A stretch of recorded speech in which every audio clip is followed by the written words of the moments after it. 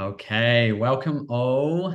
Hello. There we go. Everyone's flooding in. Fantastic. So excited to have you here. Sydney and I are going to be running an awesome workshop today. Look, we'd love to have your video on. If you can have your video on today, it's really great for us to be able to engage with you. Look, if you're eating lunch or something and you want to have your video off, totally all good as well. But we love it when you've got your video on. You will notice that you are muted because we're just going to have Sydney and I presenting today. We have so much to cover. So, first of all, before we dive in, I would love everyone here live to share in the chat where you are in the world and what you do creatively. All right, where you are in the world and what you do creatively. See if you can pop that chat open just as we get underway. We've got more people joining us at the moment as well. Welcome to those of you that have just clicked join. Fantastic. We're popping in the chat where you are in the world and what you do creatively. There we go. Sarah, you're straight into it. I love it. Fantastic. So people popping in from all over the place. This is fantastic. San Francisco, Detroit, Tennessee, Chicago, Northern Canada. Awesome. So, and I can already see here, multidisciplinary artists, surface fan designers, lots of muralists as well, mixed media. Nice, Mary. I love that. Graphic designers, illustrators. This is so cool to see where everyone is. I'm based in Richmond, Virginia. Sydney will share a little bit more about where she's based as well, but she's in Florida. We're going to talk a bit more and do a bit more of an intro as we get into it too. But those of you that are here and or have just joined, yeah, pop in the chat where you are and what you do creatively. This is so cool. Montreal, Canada, Zoe, amazing. Colorado, graphic designers, muralists. Such a diversity of people here as well. So honestly, super excited about what we are going to be covering today. I'm going to hand over to Sydney. Sydney's going to just do a brief introduction and then hand back to me. And we're going to jungle back and forth and we're going to dive into our awesome workshop we have planned for the next hour. So, Sydney, over to you for that brief intro. Awesome. Thanks, Logan. So I'm Sydney Prusso. I'm an illustrator and a muralist based near Tampa, Florida. And I used to work in corporate graphic design in New York City, but the burnout was real. And I craved more creativity, more freedom, and more purpose in my work. So fast forward to now, I built a thriving mural business rooted in elegant, nature-inspired artwork with 46 and counting murals across 7 states and illustration work on packaging, books, and more. And so I worked with Logan a few years back, and he's a business coach for creatives with a master's in entrepreneurship. And he's got over 11 years running his own creative business and has helped hundreds of visual creatives, including myself, and hit consistent 5, 10, and even $25,000 months, and helps people leave their draining day jobs like me and build the creative careers of their dreams. So, how I got to work with Logan is that at a low point in 2022, I was just about ready to give up on this dream, and I joined Logan's program. And within 3 months, I basically hit my financial goals, booked my biggest job yet, and over 3 years later now, my business feels aligned, profitable, and most importantly, mine. And Logan helped me shift my mindset, refine my strategy, and stay accountable. And that made all the difference. So I'll hand it back over to you, Logan. Awesome. I appreciate all of that, Sydney. So, yeah, as Sydney shared, my background is that I did have my own creative business for many years before I started coaching and helping visual creatives. One thing I will also mention is the accent. Those of you that don't know me are like, wait a minute, everyone stop. Where's the accent from? I'm from New Zealand originally. So that's where the accent's from, but I am US based now over on the East Coast. So yeah, as Sydney here mentioned, we work with visual creatives. The people we tend to work with are kind of broken into three groups. Some people are like really early stage. They're trying to get going. They're trying to get started. You know, that maybe they've got a dream to leave their day job or take this full time. They're kind of group one. Group two, we work with, they've like been doing it for a bit longer. They're like, hey, like, yeah, I'm bringing some income. They might already be full-time or part-time on the business. And they're like, hey, I need to make this more sustainable and I want to do this long term and I want to, you know, get more balance as well. So it's very much business coaching for them as well. And then the third group we occasionally work with are basically people who are like, hey, I've been doing this for 10, 20, sometimes even 30 years, but they want more stability. Maybe they want to expand their offerings, often increase revenue as well in a balanced way. So we do work with quite a wide range of people. Now, we, you know, in terms of who we work with, It's visual creatives. So it's very much illustrators, graphic designers, muralists, surface pattern designers. That's really our area of specialty that we work with there. Most of our clients are based in the US. We do have clients in Canada and Europe as well, but the core of clients tend to be more US based. And honestly, such a diversity of different people that we work with. I love that. So many different backgrounds too. So we are going to be diving into an awesome workshop all about growing a mural business. We're going to be sharing Sydney's journey, what she went through, the different elements of that, and lots of tips and strategies along the way as well to really help you all to grow your own business in the creative space. It could be murals, absolutely. That's the core topic, but there's a lot of relevant things for everyone here as well. The other thing that we are going to be doing today as part of this is we're going to be giving away 3 freebie coaching calls with myself and a whole lot more with Paul Corgan, who is the creative business specialist on my team. I see Paul's here on the call with us today as well. So what we'll be doing for that, it's pretty straightforward. We just ask that you fill in a form. The form, it takes like 20 seconds. It's pretty much like name, email, Instagram link. I'm going to pop that in the chat right now. So do pop that open. You can fill it out during the workshop, is what I recommend, or soon afterwards, but pop that open now. That there basically enters you in to be one of the 3 people we'll potentially choose for calls with me, as well as a whole lot more with Paul. We do give away a lot of those freebie calls, as many as we basically can. So definitely recommend checking that out. And we'll be able to go through and do a bit of a coaching call to support you to really integrate what you learned today, but also help you figure out how to get out of your own way as well. Yes, Marcus, there will be a recording afterwards. Thank you for asking. We'll make sure we get that sent out. But honestly, if you can stay here live this whole time, we've got so much great stuff we're going to cover. We're also going to go through some good questions at the end as well. So you've got the link there. That's fantastic. Make sure you get that filled in. We're going to dive into it. So I'm just going to give a brief intro, kind of like why Sydney and I chose this topic. And then Sydney's going to really dive into her journey in detail and going to be sharing some amazing visuals of some of her work as well. So, the workshop today is how Sydney became a full-time muralist and really transitioned from having a day job to run the dream business. So as I said, look, there's different people we work with. This workshop is very much designed for people that could be early stage. You might be someone that's like, oh, I'm not doing murals right now, but maybe I could get into that. You may already have your own creative business, graphic design, illustration, other things, and you're like curious about murals. Or I can see already there's a lot of muralists here already who are already doing this. This is going to really help you to expand what you're doing, really get more clarity, and really make sure you're growing it in a sustainable way and increasing that revenue as well. So we will answer some questions as we get deeper in towards the end. Depending on how much time we have, we did get quite a few submitted beforehand as well. So we're going to start off. Sydney's going to share her journey. She's got some slides ready for us as well. And then we're going to dive in and do some more things after that around what those key learnings were and what are those key things that you need to really put in place as well. So Sydney, let's get over to you for the slideshow. All right, awesome. Here we go. Okay. So, like I mentioned, my name is Sydney Prusso. I used to work in a corporate design job, but it drained me. I was burnt out, uninspired, and designing ads that I didn't care about, all while dreaming about more freedom and more creativity. So now I run a thriving mural business that feels like me. I paint, I work, I work for clients who I love and who value my work on my own terms.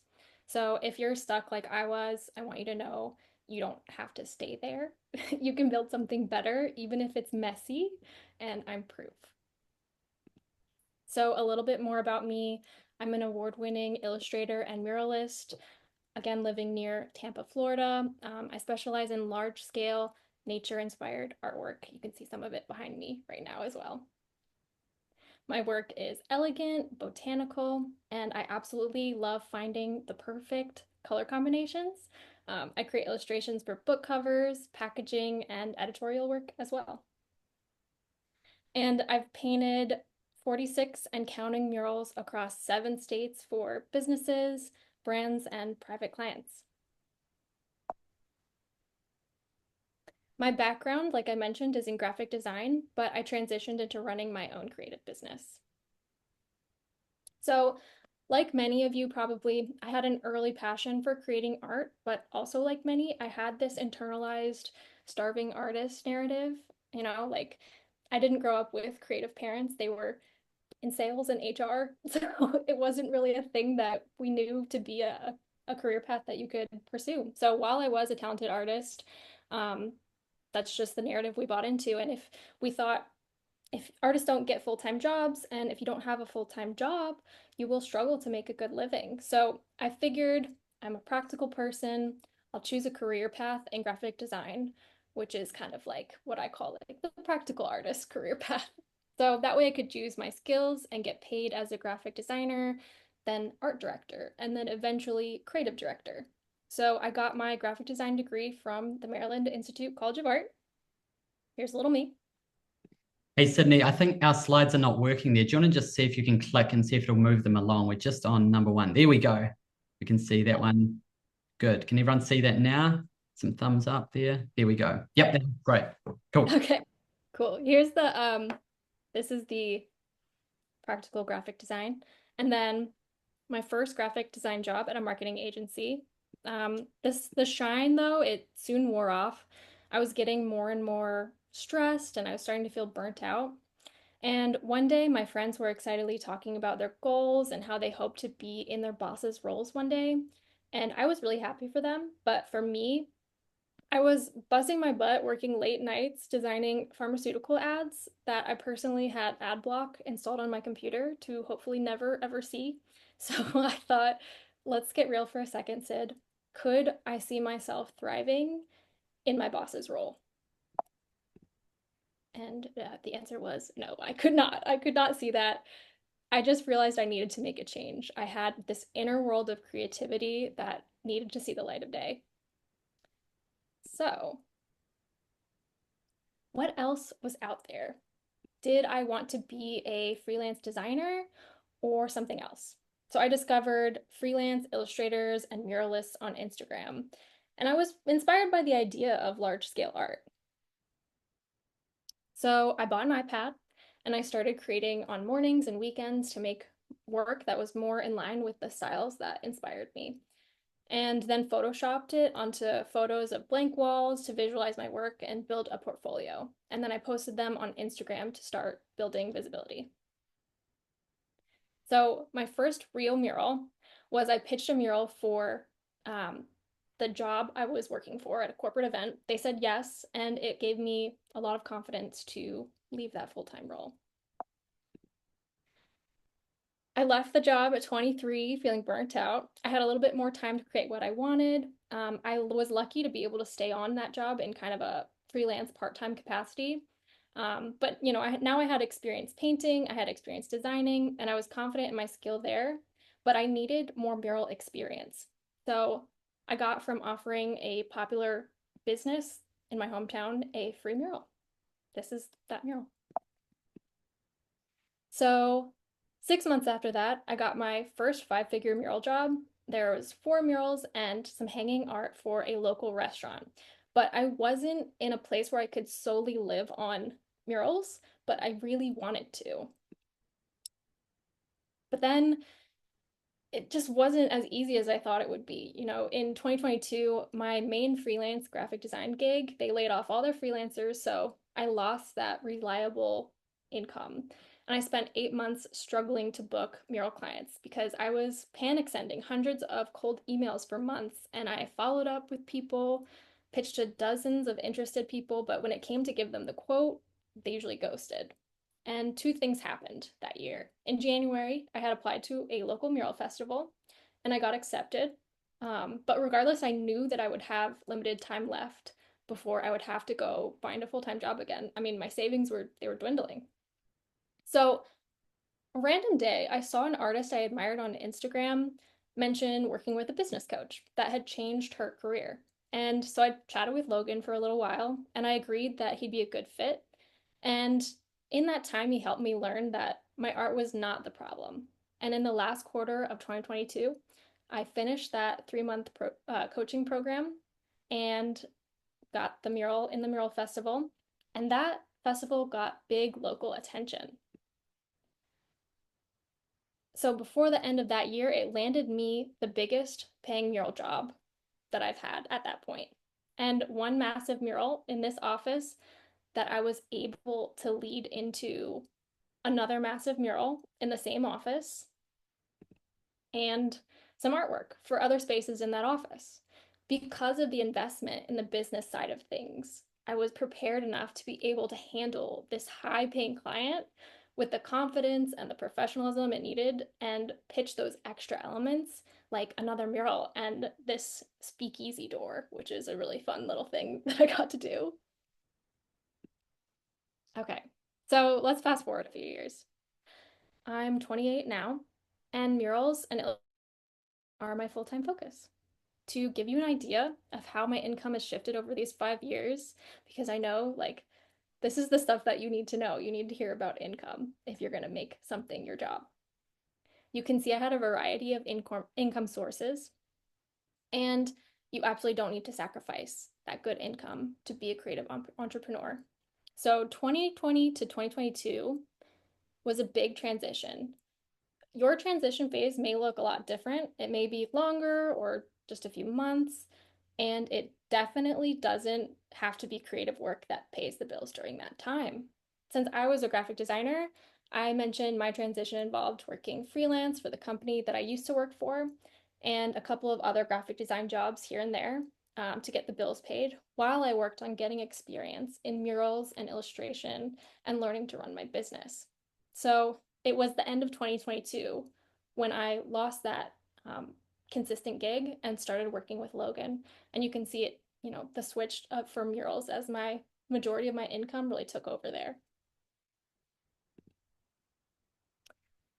So, how do you get started on your own?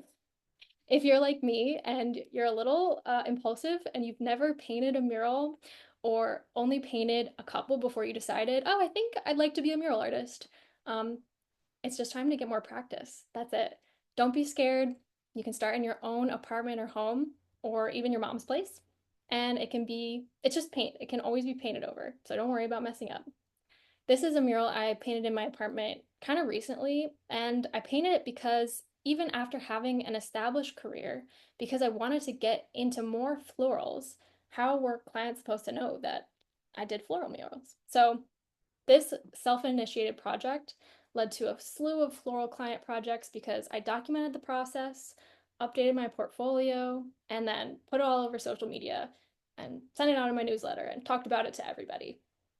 And I'm actually in the process of developing a course right now for people who have never painted a mural or like have tried but would like some extra guidance. So if that's you, you can head to the link in my Instagram bio, and grab my free mural supply checklist and join the wait list. All right. So thank you so much for listening. I hope this gave you a clear picture of my story and what's possible, and you get to build a creative career that fits you. So feel free to reach out or connect. I'm always rooting for other creatives to thrive. Thanks. I love it. So, what we're going to do from here is we're going to really be going deeper into some of the pieces of what got Sydney to this point, right? Some of the key things. We're going to be running through some trainings around this. What we will also do is make sure that everyone is sharing the Instagrams and things like that. So we'll do that a bit later on as well. But for now, we're going to dive into talking about marketing. Now, marketing is kind of an interesting thing, right? It's like most people who are highly creative tend to be like, the marketing stuff. Not everyone. Some people are like, oh, I actually really enjoy that part. For most people, there's a lot of resistance there. Firstly, I just like to call it sharing and connecting because that's what marketing really is. So I'm going to talk firstly in more detail about how to actually find those clients, right? If you're early stage, trying to figure this out, great. Or if you're further along and you want to get more clients, these are the sorts of things that Sydney has done and continues to do. So just echoing what Sydney said there, first of all, is that if you are starting out, you probably actually are further along than you believe in terms of your creative skills and abilities. I think everyone kind of looks at their skills and abilities and goes like, oh, maybe I'm not good enough yet, the creative side. That doesn't tend to be the piece in the way. Look, yes, there's opportunities for some more experience. As Sydney said, yes, you might need to do some more painting, do some more, but that might take you a month or two. This is not like you need to go and spend the next 2 years learning this medium, particularly if you have experience as a creative in other mediums as well, that transition is going to be much, much easier. So as Sydney shared as well, one thing that you can do is do those personal projects. Is there a wall at your house? Can you get like someone else's wall? Can you find a panel of wood, right? And actually paint, get into it, as Sydney said, put paint out there, give it a go. And yeah, you might share it on your social media. You've now got examples of your work. So, that's something that people often forget about. They're like, oh, I have to get this big paid mural project. It's like, no, you can have your own personal projects.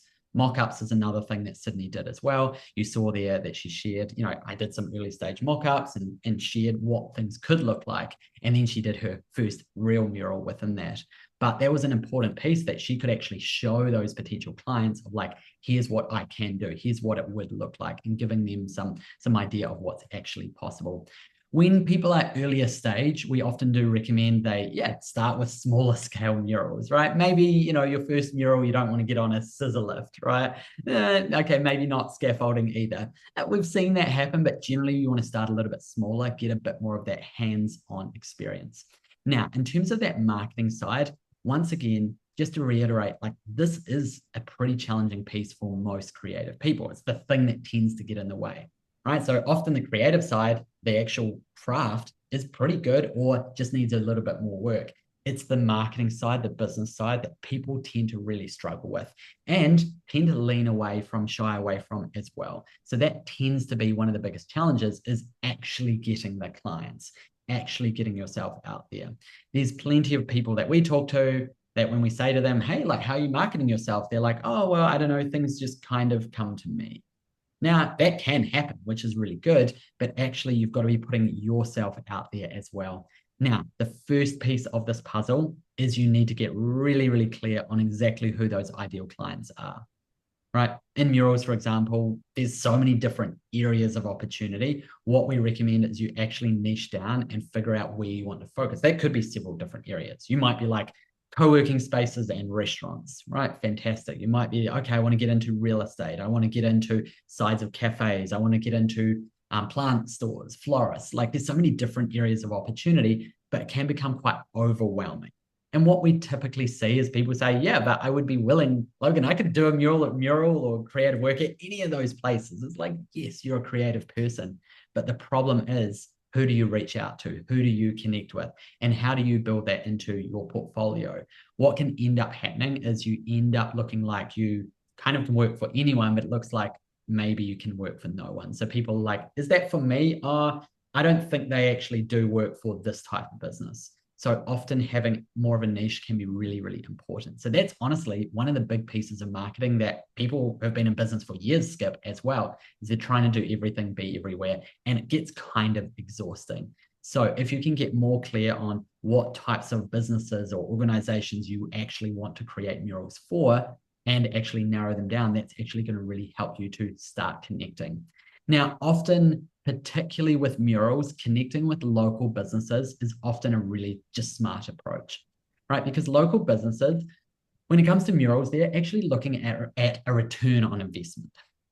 Right now, yes, there's private mural opportunities as well in people's homes, absolutely. But if you can actually look at it and explain it and sell it as a return on investment, they're going to be willing to actually invest in it, right? So if it's a cafe or a restaurant, there's a lot of data that says having an amazing mural inside or on the side of their building actually increases foot traffic. It gets more customers and there's a return on that investment, right? So yes, they may need to invest thousands of dollars to do this, but the return is going to also be long-term for them as well, right? So that's where connecting with local businesses. How can you do that? Like you can literally get out on foot and go walk around your town, around your neighborhood, and just start to think about, oh, where could a mural be? You will start noticing there are blank walls and opportunities everywhere.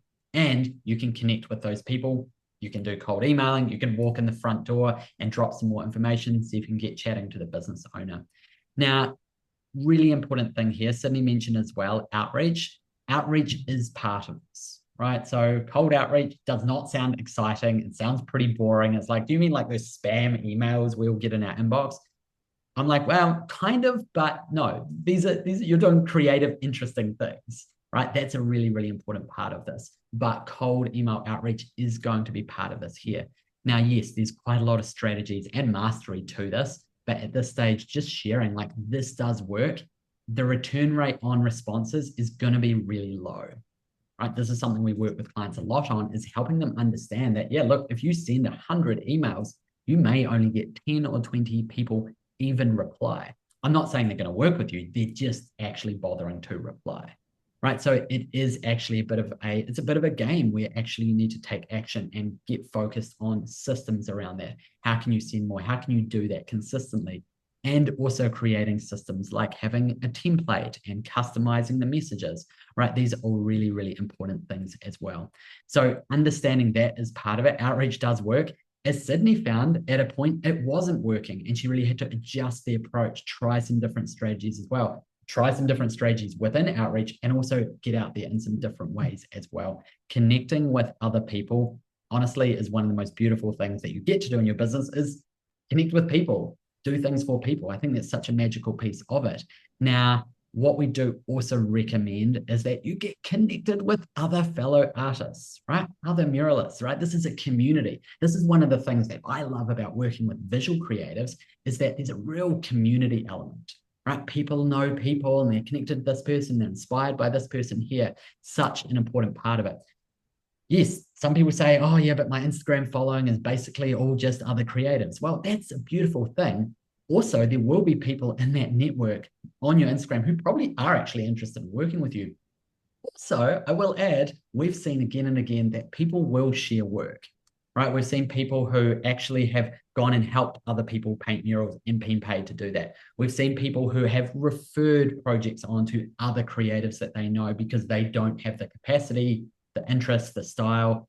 Oh, I can't do that for you, but I know of a great person that can. We've seen that happen. We've seen and worked with people who actually have built an amazing marketing channel through the people that they know, other muralists, right? So there is a lot of opportunities there as well. Partnerships is something that you can also bring into this journey as well. It could be more of a referral partnership. You could be working with someone who is a real estate agent or someone who can connect you with different opportunities and refer them to you. Both formal partnerships as well as more informal ones as well. Or it could just be another muralist that you both agree you're going to share work or pass work or refer work. Maybe there's a commission you share. Maybe you just send some projects along to help them out as well. But this is really, really important. So the big message there is that you do need to actually do the marketing stuff. Right. I know it's not always the most exciting thing. Part of it is also getting clear on what you can focus on because it's kind of overwhelming. Like you hear on the internet says you have to be everywhere doing everything. It's just not true. You can be more focused and more targeted as well. You know, we work with people who really focus a lot of energy on outreach, as I mentioned. Some people, it's more about the connections, the referrals, the relationships. Others, it can be Instagram, right? We've got a small number of our clients have built larger followings as well, right? So there's a lot of different opportunities, but you don't have to do cold outreach to be successful, but it could be part of the equation. You don't have to have a big Instagram following to build a successful business. Yes, it can help, and we have clients that do. You don't have to be a networker or an extrovert, right? These are really, really important things. There's so many ways to market, and part of it is getting clear on exactly what to lean into, what you would focus on as well. And, you know, I think learning is always going to be a part of that as well. So I did talk about community, so we're going to do a little bit of sharing in the chat as well. Let's get everyone sharing their Instagram links. Sydney's just popped hers in there as well. So go grab your URL. If everyone can go get the URL and put it in the chat. And like, don't just put the @ tag, like go get the URL. Yeah, there we go. And pop it in there and then go through and click everyone's there. Celeste from my team is also going to put the Flammable Entrepreneur one in there. You can see there as well. Sydney's put hers. We would love to get connected with you if we're not yet. So definitely make sure you're connecting with the Flammable one as well as Sydney. And honestly, go through everyone else's. Like this is a great opportunity just to connect. We've got a lot of people here right now on live as well. We want to get you connected and building your creative community. This is actually part of it.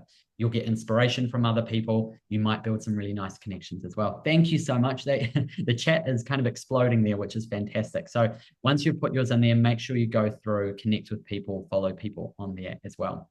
Okay. We're going to talk next about income diversification because I think this is quite a hot topic. in the mural space for sure, but it's actually also relevant to all sorts of creative businesses. I think we hear it all the time, once again, on the internet.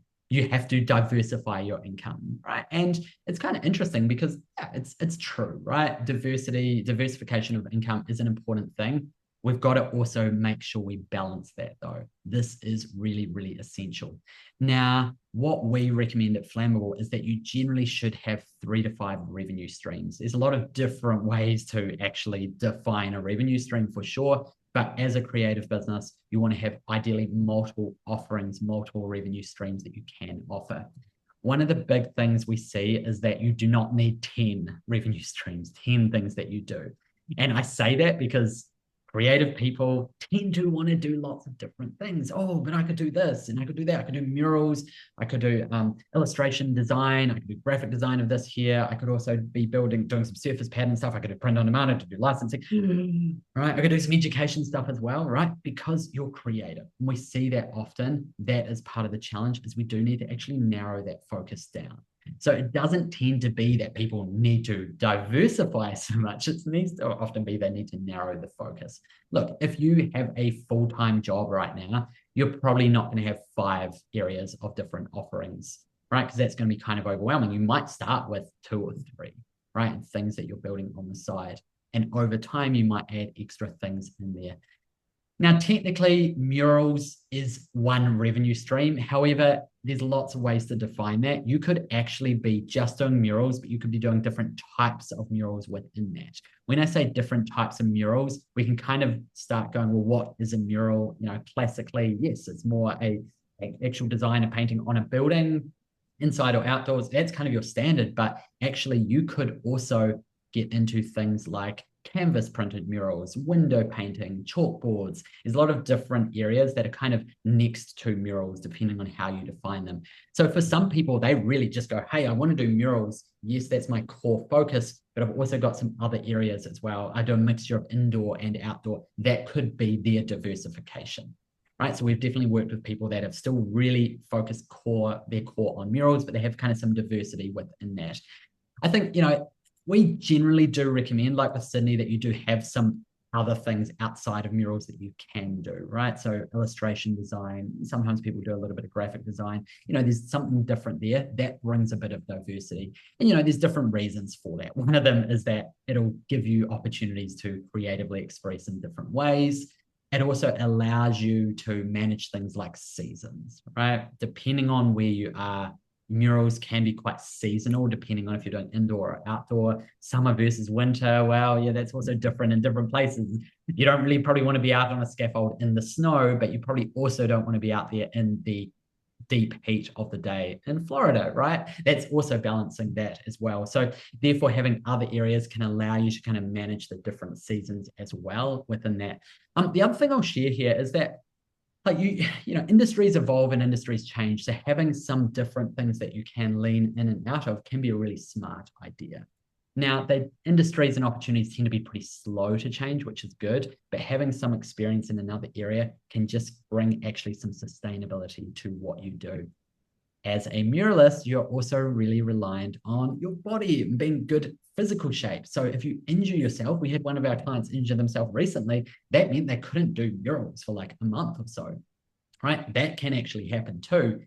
Month or so, okay, manageable, but what if it was for 6 months? Do you still have a business? So can you be doing canvas printed murals? Could you be doing some illustration design work?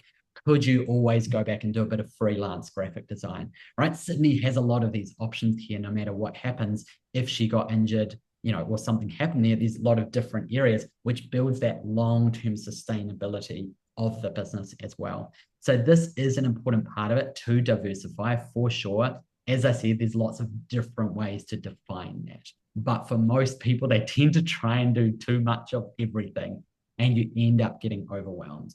The other good thing about really focusing on, certain niches is that you can really specialize. You can improve your skills a lot and become known as this person that does this, right? Sydney is very much known as an amazing illustrator and mural designer, though that's kind of the area, rather than trying to do all the other things that Sydney could do as well, right? It's a big balance you want to have too. So this is a big thing we wanted to make sure that we really talk about, because I think a lot of people get this stuff wrong, right? They're trying to do too much, or they're not actually doing enough. They're just kind of sticking to one area. When it doesn't work or it stops working, suddenly they're like, what do I do? I'm stuck. This is broken, and they're not bringing in revenue. Whereas if you do have something else you can start leaning into, if another area slows down, you're like, great, I can lean into that. I can get the revenue up over there as well. And as I said, particularly when you've got something seasonal like murals, depending on where you are, the seasons are all different, of course, too. Awesome.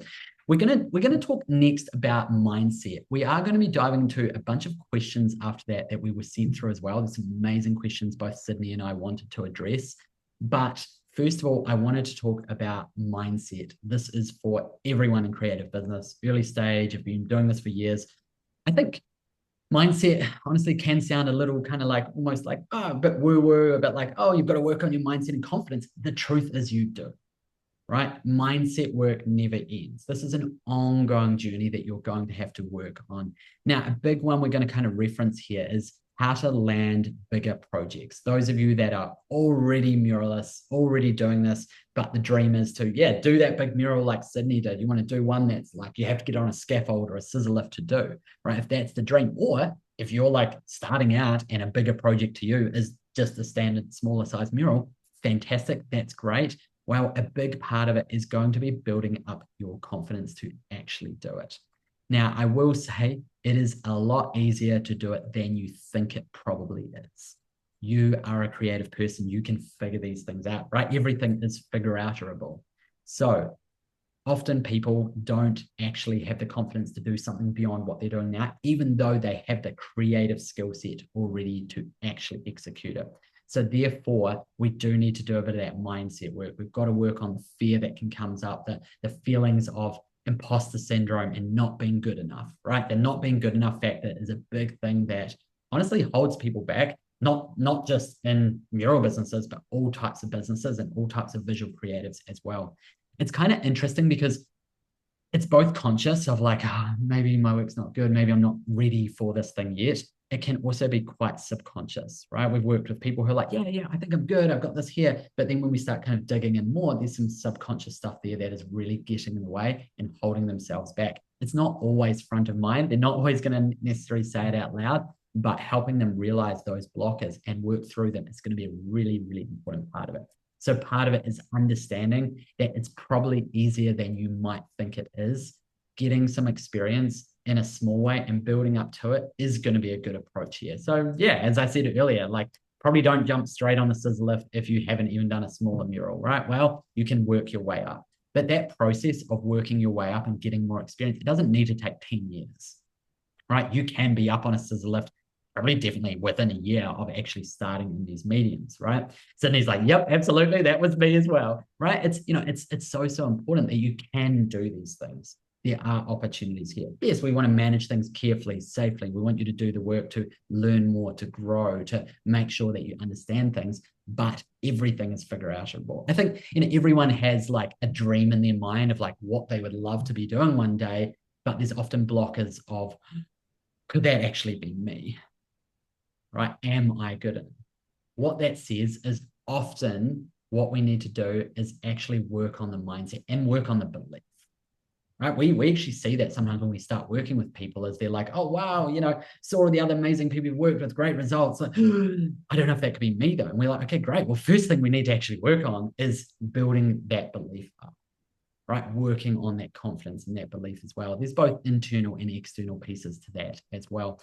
A big piece you really need to watch out for is comparison with others, right? Like we all have that factor of comparison. Okay, well, what is this person doing? They're so much better than me, right? So we've got to be really, really clear that actually comparison isn't always going to be particularly helpful, right? This is a really, really important part of it.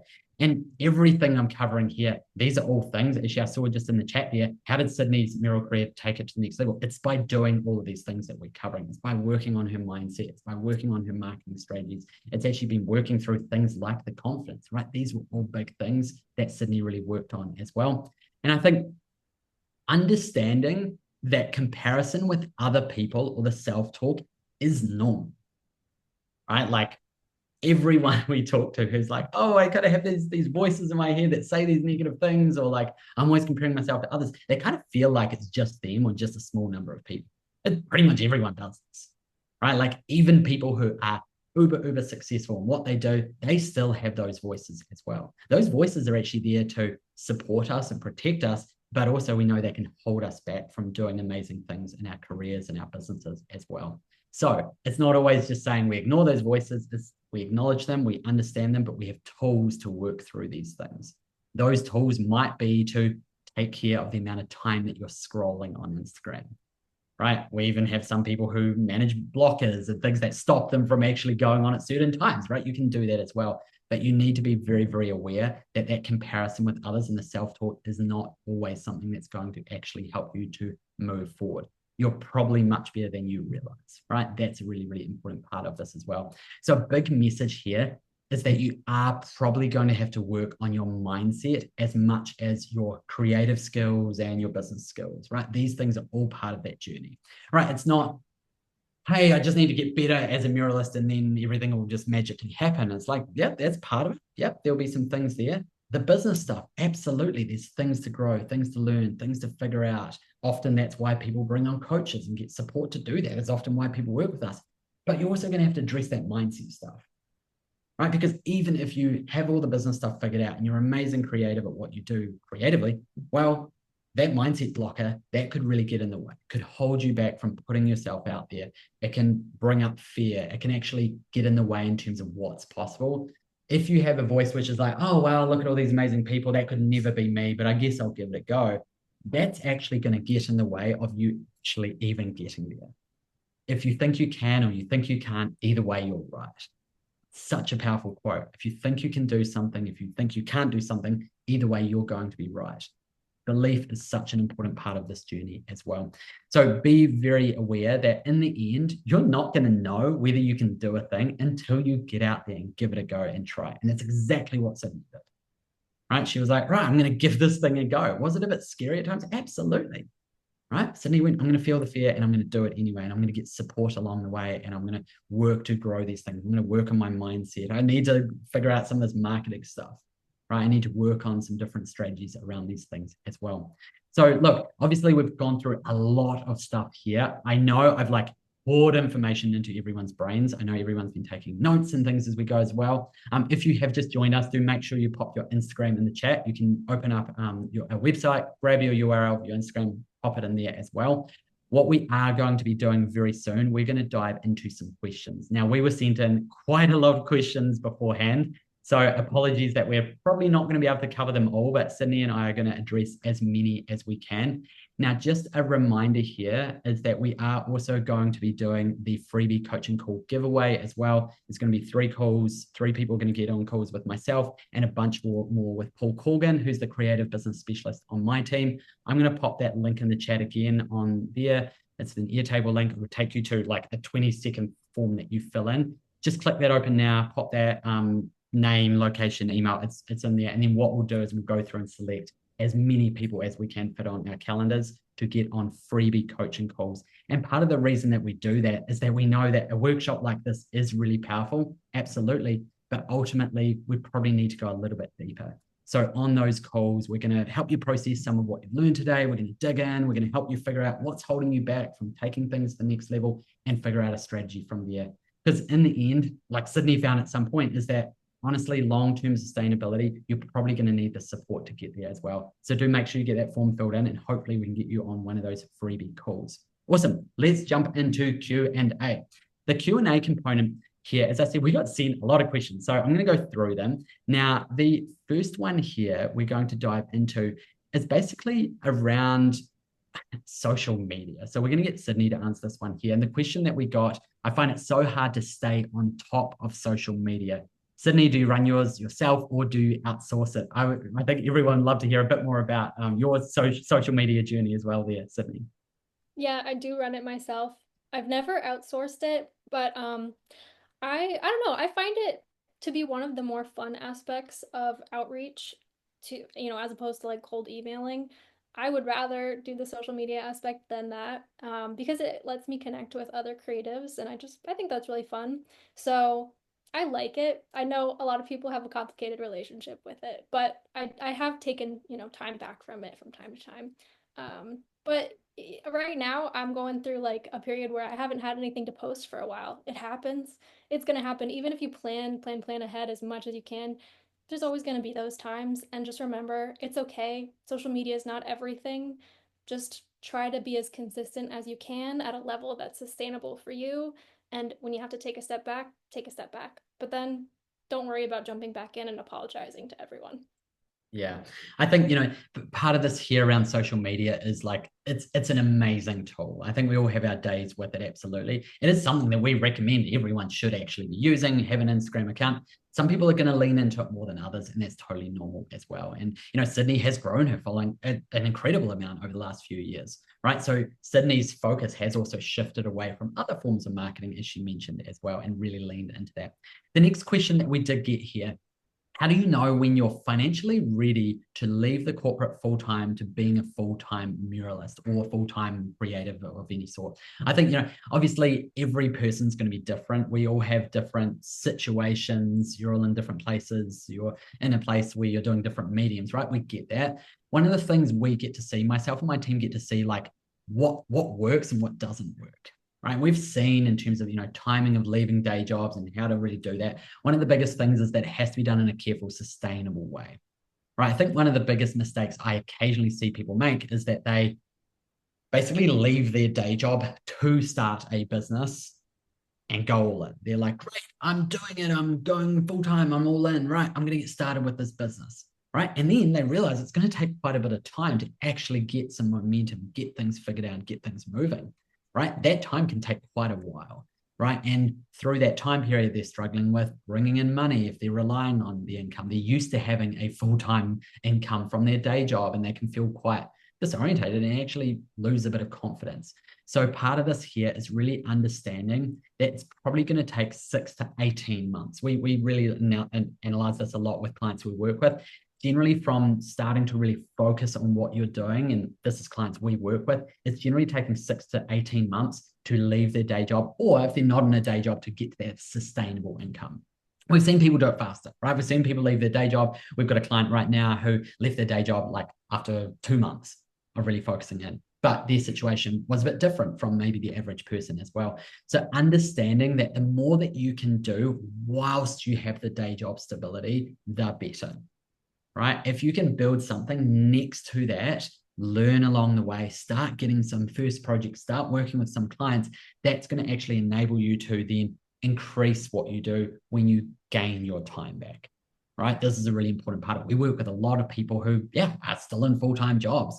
And that's because they want to figure out the business side, get things set up, probably take that next step before they dive into that next part of the journey. So, there's always a situation occasionally where I talk to people like, I want to get started, and I just left my day job yesterday, and I'm like, oh, okay, like, we've still worked with them, but like, it's a harder journey there to really get them to, the next steps, because it takes time as well. So I think, the key here is that you want to do as much as you can. Now, that may look like you bringing in $1,000, $2,000, $3,000 per month next to your day job.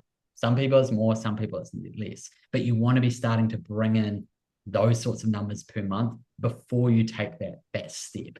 So ideally, if you're already bringing in some income, when you then leave the day job and you've learned more about business and you know what you can do with your time, well, you're going to be able to increase that relatively quickly. But it's not going to always happen in month one, right? It might take a few more months to really take things to that next level and start bringing in the 5K months, the 8K months, the 10K months, right? So ultimately here, we want to build long-term sustainable income. But a really important one there to be really aware of is that you do not want to leave too early. I think I kind of laugh sometimes when I'm like the guy that's like, don't leave the day job yet. It's like, I thought you help people leave day jobs, Logan. It's like, wow, sometimes we want to just time it so that you've got your financial security covered. Right? There's nothing scarier than not having money coming in to pay the bills. Even if you have built up some savings, that can be helpful as well. But even then, you still want to make sure that ideally you've got further along, you've learned more, you know what's required around the marketing, you're taking action, you know how to do outreach, you know how to consistently post on Instagram as well. So I think it's a really, really important one there. And, ultimately, everyone is going to be different. So I've given some like blanket rules. There's always exceptions to all of these rules that I'm sharing here. We've seen people do it faster. We've seen people who actually go, you know what, I'm going to go all in, and you're doing it earlier than what we would recommend. But yeah, they can take off and they can go for it as well. But we want to be very careful to make sure you're managing things financially, and you're clear that it can take some time as well. This next question we're going to address, we've got some more questions here that were pre-sent. We're going to ask this one for you, Sydney. So did you struggle with any fear when leaving the corporate world or financial instability? If you want to share some things around that fear side as well. Yeah, I think this piggybacks off your points just there really well, because I think it's about preparing for that shift. Like, so I left my full-time job before working with Logan, but had the preparation to, I saved, I think it was, 3 to 6 months living expenses. I also had a part-time freelance job lined up, ready to go, so that I would have both the time to be able to make that money and then also to explore those new skills. So I think the less pressure that you put on this new dream that you want just at first, at that beginning stage, the better, because you'll be able to think straight. If you're immediately like, I'm leaving my job, gonna go, build this dream, oh crap, I have to make money for me, you're not going to be able to think straight and create from a place of, building the business that you want. So with that, to answer your question, yes, there was fear, but there was also preparation. I think, it's a pretty normal thing for people to kind of feel, that fear side, but it's also the excitement of taking these next steps as well, in terms of, going full time or leaving the day job or taking the steps to really grow the business too. And it's often like, balancing the different fears, and also what is the preparation that you can actually put in place there as well. So I think, such a powerful piece of that. The next question that we had, we are just going to address the questions we were pre-sent. Sorry, we won't be able to address all the ones in the chat. But the next question we got here was basically around your tips for making a sale on the call. This is like a very specific strategic one, but we thought we'd cover it. So the question was, what are your tips for making a sale on the call, and maybe even pricing higher than the budget, kind of sales lingo and tips, right? So this is something that a lot of people struggle with. It's kind of like that, like sales part, right? Feeling salesy or feeling pushy, right? Our recommendation is generally you're not actually going to pitch prices on that first connection, that first call. There's exceptions to that rule, but generally what we recommend is, if you're going to get on a call with someone's shown some interest, right? They're like, hey, I want to work with you. I want to commission this mural, right? Yes, you could work with them via email back and forth. If you can get them on a call, fantastic. That call there, your job in that call is to build trust with them, get them to know your work a little bit more, and learn more about their needs, right? So part of it is them building trust, them seeing you as a professional, them seeing as someone that you know, like, and trust, but also making sure that you're learning about their needs. And I mean, like, asking questions, like, take a list of questions. Okay, cool. Tell me more about this. Tell me more about this space. Okay, great. Do you have a timeline? Great. Do you have any ideas of the creative side? Right, on that call there, it's not actually your job to then figure out on the fly exactly what it's going to cost, right? What you can then do is confidently say to them, fantastic, I'm going to put all this information together, and I'm going to get back to you within 24 hours with a proposal with the different options here. That's actually what we generally recommend. Now, you could book in another call with them. That is a strategy as well. You could say, great, fantastic, I'm going to put this information together. Let's get on a call tomorrow, and I'll be able to go through the pricing with you. That's also an option. That's what some people do as well. But the really important thing here is that some people kind of leap to the quote too fast. Yeah, here's all my pricing.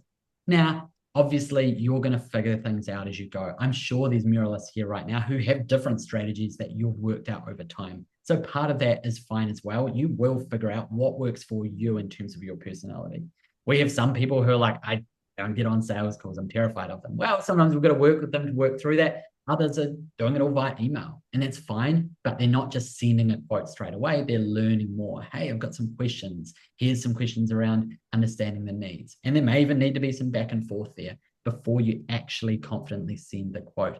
You could give them a range, right? That's a pretty classic thing. People might say, oh, do you have like a rough range of what this would cost? And yeah, you could say, hey, well, here's roughly what I charge per square foot with murals. And really understanding that they might just want a range, but also you could give them a big wide range. Well, I don't know, this mural could cost between $1,000 and $8,000. I'll put together some information for you, right? It could just be a really wide range. But some people kind of want to know, like, okay, well, what is kind of the range here of that? You don't have to answer them that either. You could say, hey, I don't want to put a range together yet because I've just got to put together some more information, but I'll get that to you as soon as possible. Look, if you can get them the proposal that day, fantastic, at least within 24 hours.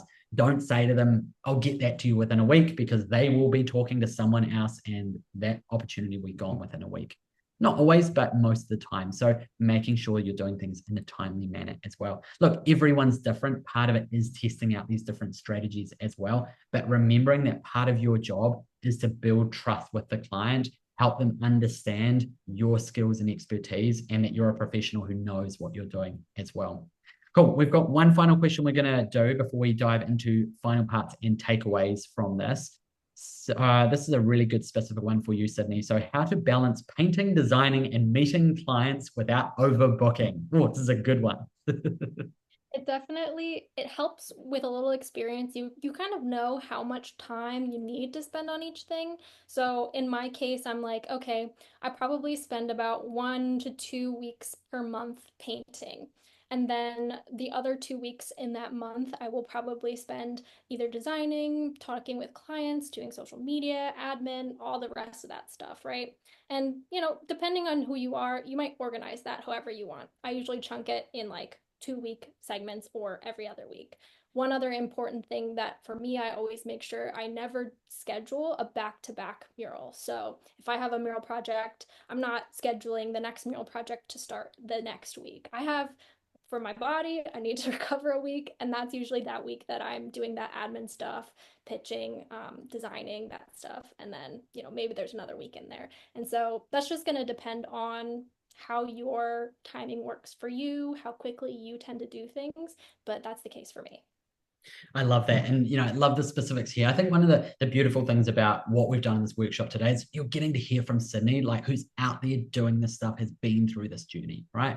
Such an important part of it as well, because this stuff is real. Like, this is stuff that Sydney is experiencing, has experienced, and worked through these different things over the last few years as well. So absolutely love it. Hey, what we're going to do now is we're going to get everyone to pop in a takeaway. If you're on here live, can you please pop a takeaway into the chat? What have you learned? What's been useful? What's been interesting? If everyone can pop something into the chat. And just as we wrap up again, I see a whole lot of people have already filled in that form. Awesome. We will be in touch. Celeste, who's here on the call today, from my team, will be the one that will be in touch with you. We'll be emailing you through. So just keep an eye out for that over the next couple of days as well, so we can let you know who gets on the calls with me and Paul. As I said, we'll do as many as we can. Just as we wrap up, I will pop that link in again in case you need that there. I know it's going to be all flooded in all the other messages too, but just having a look through here at these awesome different takeaways. I'm going to go through these two here. So Andrew sharing focus on niche. Absolutely. I love that, Andrew. Anna, selling your service as a return on investment. This is huge, right? Particularly in the mural space. And honestly, within lots of spaces in the creative area, it's helping the client understand what is the return. And that could be a financial return. There could be other forms of value of that return as well. Needing to niche down, Valerie, love that. Take the risk, Brittany. It can be worth it. Nice. Karen sharing, you learn and grow as you go. Just test things out and try things out. Marketing outreach, find out what works for you. Nice, Karen, fantastic. Mary sharing importance of gathering information before offering a price. Nice, I love that.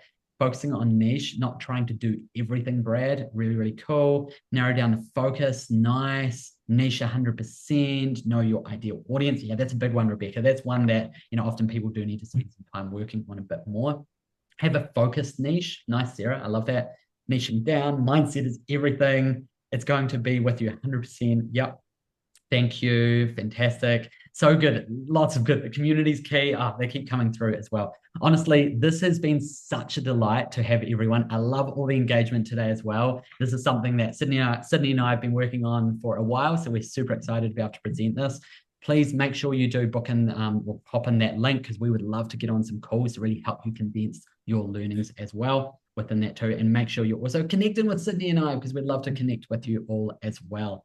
I think we'll wrap up there. It's been lovely. It's been super fun, hasn't it, Sydney? Yeah, I've loved talking about all this stuff. Awesome. Hey, Hey, take care, everyone. Have a lovely rest of your day, and we'll be in touch very, very soon. Awesome. See you, friends. Bye.